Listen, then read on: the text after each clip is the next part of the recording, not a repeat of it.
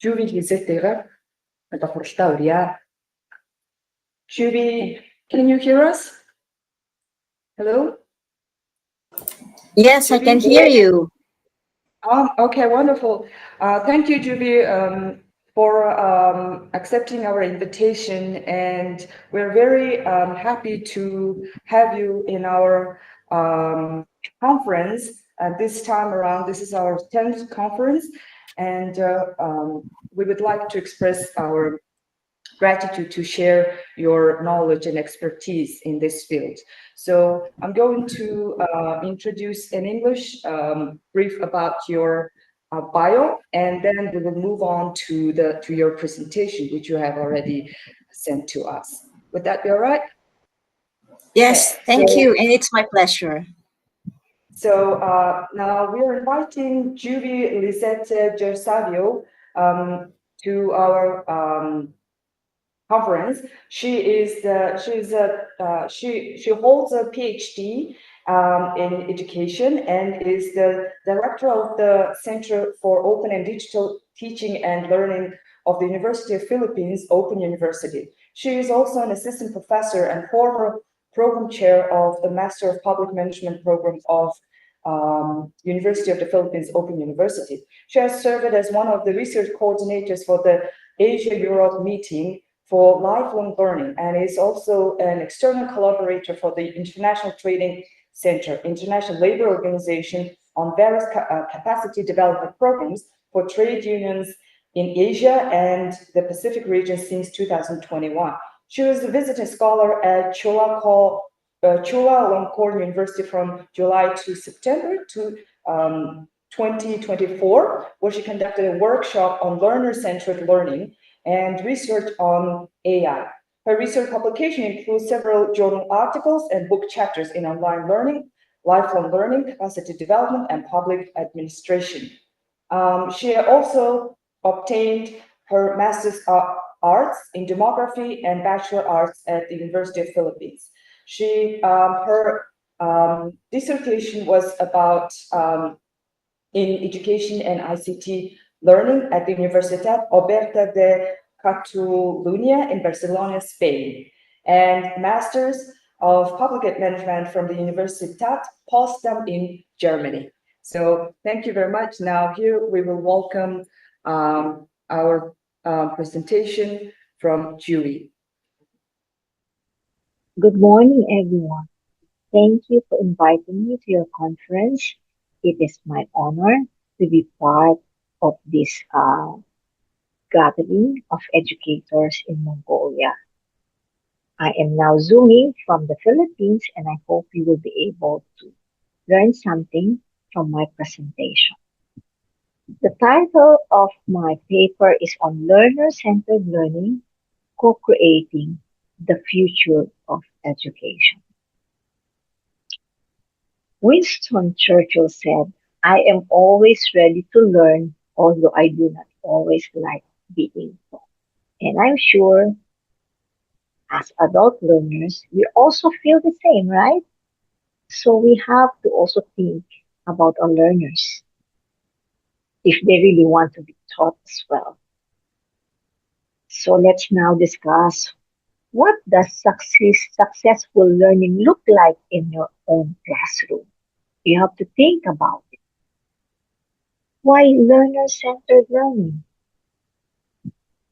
Today's goals would be to define, explore, and apply learner-centered practices. So I hope you'll be able to learn something from this lecture. So what is learner-centered learning? It focuses on student engagement, ownership, and active learning. The teacher becomes a facilitator and not just a transmitter of knowledge, meaning we are not just the one lecturing, but we just facilitate knowledge. Personalized, meaningful, and collaborative learning. So it also promotes lifelong learning and 21st century skills. It empowers students to think critically and solve problems. It encourages autonomy and intrinsic motivation. This is relevant for countries like Mongolia and the Philippines because it supports independent learning in diverse and rural contexts. This is a diagram of a model of learning-centered teaching. It says here it promotes an environment where students are responsible for their own learning. They gain knowledge through experiences and interactions with their colleagues, with you as a teacher, with their peers, so they learn new knowledge and experiences. So here, for the teacher, just creates, designs, supports, encourages, facilitates, guides, and mentors. So we are in charge in making sure that our learners will be learning from us, not only from us, but from other peers, from our learning materials. And our students can be described as independent, self-directed, because they study at their own pace and time. They are problem solvers because they want to learn something that can be used in the here and now. They are confident. They are inquiry orientated and critical thinkers. So as you can see at the middle are the tenets of learner-centered teacher. So here you have the function of content, the power, the responsibility for learning, your role, and of course, purposes and processes of evaluation. But how do we design courses for face-to-face and online courses? This conceptual framework of complex adaptive blended learning system approach by Wang et al. Points to the learner-centered philosophy. And you can see you have technology, institution, you have learner support, you have the content or the subjects, and of course, the teachers. So at the center is the learning. So last year, I wrote an article, co-wrote an article together with a colleague from Chulalongkorn University because last year I was there as a visiting researcher and they are doing face-to-face while my university does online learning. So I tried to put together what are um, the different learning designs that can be derived from face-to-face and online. So on the left side are the design strategies when you design flexible curriculum and content. In a face-to-face session, it could entail project or research-based activities or fieldworks. For online, you allow them to learn at their own pace and time, and learning materials can be in various formats. In utilizing technology, the face-to-face already now use the blended or high-flex learning, cloud-based collaboration tools. Online, we have an existing learning management system. And in providing a supportive learning environment, there is a conducive physical space when you are in the face-to-face session to the learners and teachers who provide the guidance. So how many students you have in the classroom? They provide a very good learning environment. Can they hear you if they're at the back? Can they see your PowerPoint presentation clearly? So do they have enough space? Something like that. And in online, learners are given content, technical support, and other online support that they get. Like if they send you an email, or they have a query, you're expected to respond to their query within 48 hours.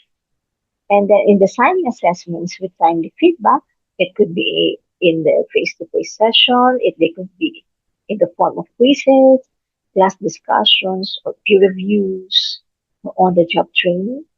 While online, they can be in the form of interactive quizzes, collaborative work, or peer feedback in the discussion forum, including tutors' feedback. Now, how do we apply learner-centered learning in our classroom then, given this framework? Okay, so let me share with you um, something what Benjamin Franklin said. Tell me and I forget. You teach me and I will remember. You involve me and I learn. So let me share the case of the University of the Philippines Open University, which was established in 1995. We are uh, one of the constituent universities of the University of the Philippines system, and we deliver our courses via open and distance e-learning mode or digital learning. And I will share with you the case of the Master of Public Management program, which started in 1997. I was the program chair for the past 12 years. So, as a teacher, we are all designers. And in design thinking, we look into the who, what, how, and why. So, you have to know your learners, what we want to do now, what we want them to learn, how do you deliver the course, and why are you even doing these activities for them. So in my course, which is a graduate course actually, and when I designed them using instructional design models and theory, I use a variety of online resources. So they can be videos, reports, webinars, journal articles to be able to expose my learners to different experiences. Okay.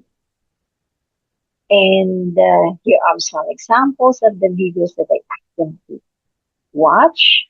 And I also have from lectures, video lectures, and I also have some videos, animate and other animations, animation to illustrate what corruption is all about. So there's an animation there. So I try to engage students in real world situations like film showing. Um, when the pandemic, when we were in the era of pandemic, I noticed that a lot of our students are already watching Netflix, um, Disney, or they watch a lot of YouTube.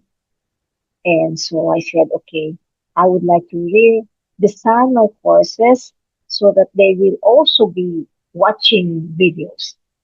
But you have to remember that I gave them different kinds of video materials that they could choose from. It's not just fun, but I gave them different videos to be able to choose which would fit them. I also try to do some organized self-study or group collaboration projects. So they collaborate to come up with a proposed legislative amendments, for example, in the public policy courses. And I create scenarios or games which the learner will decide to do. In terms of technology, we use a learning management suite to system, which is powered by Moodle, where everything happens there, everything is uploaded there. And of course, when there is a very important or relevant webinar, I also share with them webinar alerts so they could learn not only from me, but I share with them that they can watch not only from us, but from other courses, from other venues. And then providing them an enabling environment, I explain why the learners might participate in the learning activity because it is good for their e-learning experience and it will become more meaningful and engaging. So here, I explain to them the objectives they could be able to discuss the concepts and issues of development, elaborate the sustainable development goals, and write a column entry on PBBM socio-economic agenda. When I say PBBM, it's our president's moniker. So we refer to him, our president, as PBBM, Bongbong Marcos. So, and I utilize meaningful learning immersive in the form of forum. For example, here you can see a forum where they write a 500-word essay on ad- PBBM administration's economic and social development agenda, but they only have to choose one of the questions here to answer with a 500-word essay. So you can see they have the power to choose which among these would be more listening to them, which they can use. Okay. And of course, we also design assessments with timely feedback, how the subject matter is going to solve problems in the here and now rather than the future. So, for example, I asked them to collaborate in analyzing public management issues in the Philippines within the context of national development. So, for example, they can take a photo of what's happening around them.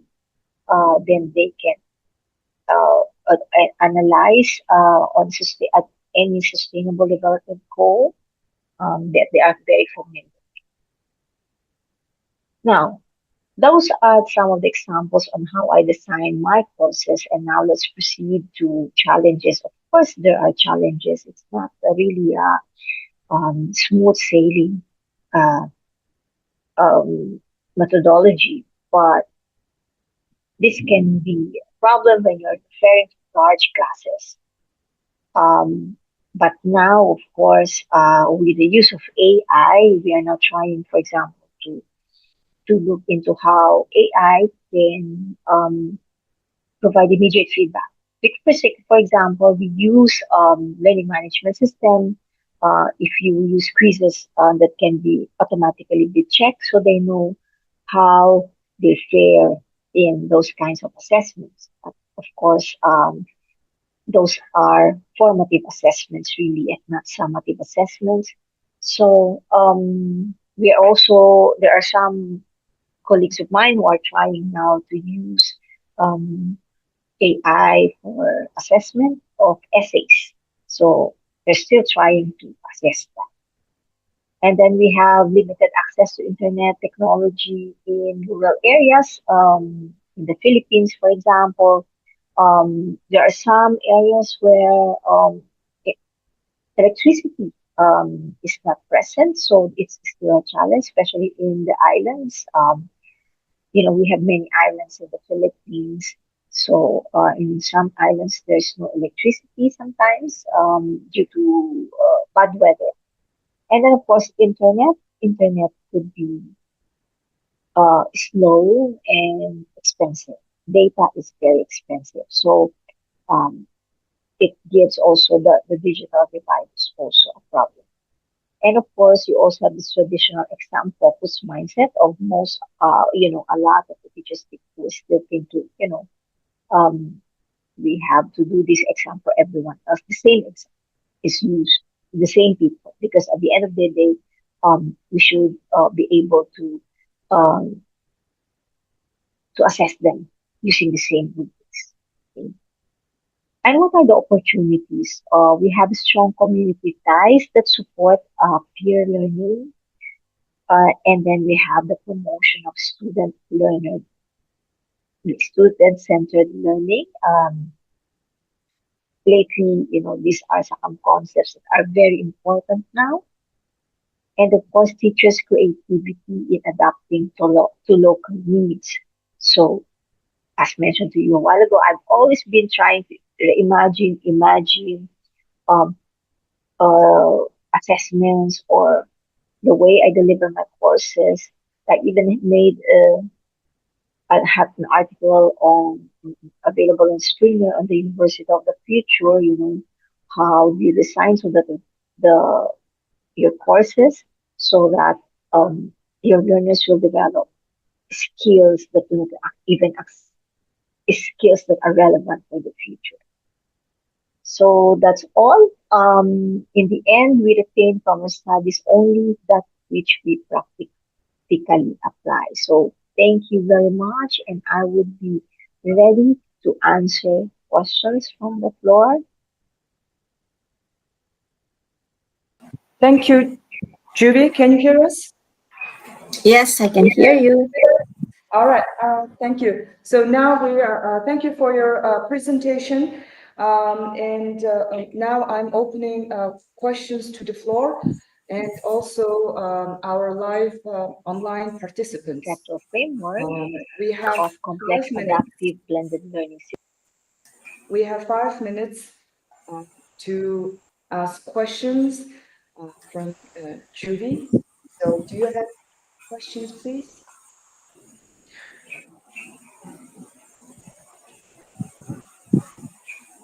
And from the online participants, do you have questions to Juvy? All right, so while others are thinking of their questions or formulating their questions, I have one question related to your expertise on AI. I'm also interested in utilizing AI in student learning and also teaching. Teaching. So I wonder if you have, what challenges do you have in utilizing AI in teaching as well as in student learning? And how do you solve these challenges? Because recently with the usage of, the chat GPT especially, the students are plagiarizing. There are some evidences plagiarizing and so on and so forth. So how do you solve these problems and what challenges you face? Thank you. Yes. Thank you very much for that interesting question. Indeed, when AI was here, arrived, it has been very challenging for us as a whole university. So the university came out with a policy on the use of AI in teaching and learning. So for the assessment, for example, I indicate there that they have as a policy including plagiarism. I ask them to sign a certificate that this is a product, their own product, and they have cited everything. If they use chat gpt, they have to cite that it's a chat gpt. So luckily, our system enables a Turnitin, and we can see, I can see if it's how many percent AI and how many percent um, plagiarism. So, but there is a case of false positive wherein you can see that it's 100%, but actually it's not copied. So it's still real. So I asked them to declare if ever they use AI. Another thing that I did, that's the reason why I'm personalizing. This is important in learner-centered learning. I design assessments wherein they themselves will be able to come up with, like, they go out and take a photo, around them, their own photo. So with their mobile phone, that's where they're going to discuss, you know, that photo that represents, what they are doing in their own place. So it will be more um, original, because they're using this photo that they have taken, discussing their own context, and it inhibits bias, because the problem with AI is you only get materials that are present in the web. So, but if they're going to do it and document from their own practices, then this is the original things that they do on their own. So, redesigning is very important. Declaration on the use of AI and proper citation is very important. And as a faculty, I think we are now also using AI. If in case we use AI in assessment, we also have to declare what that we are using AI in doing the assessment, but only this percentage. So you have to be honest as well if you used AI. But I've never done AI assessment. But I because I do it on my own. Okay, so the university should have a clear policy that you can cite on teaching and learning. I hope that helps. Yeah. Thank you very much. We also have very, very similar issues, but we're trying to really look at the, check individual students, in terms of the plagiarism and other stuff. So, and just recently, one of our presenter just before you also mentioned about, how the students in the young generation is becoming, too much reliant on this chat GPT especially. So I think the phenomenon is really challenging our educational thoughts and the way we have to think about education and the way of the way how people start learning and how we can incorporate these the elements of AI and the extent of its usage in education. So yeah, thank you. So I will try to ask questions in Mongolian and try to translate it into Mongolian. Yes. За, та бүхэнд асуулт байна уу? За, захин оролцож байгаа бас оролцогчд маань асуулт байв юм уу? Нэг асуулт авчий. Тэгээд 5 минутын бараг болчихсон дээ. So now I think the time is up for questions. Thank you very much, Juvy. And we're very happy to have you here. And now we're going to move to our next presentation. Please stay with us. Thank you very much. Thank you very much.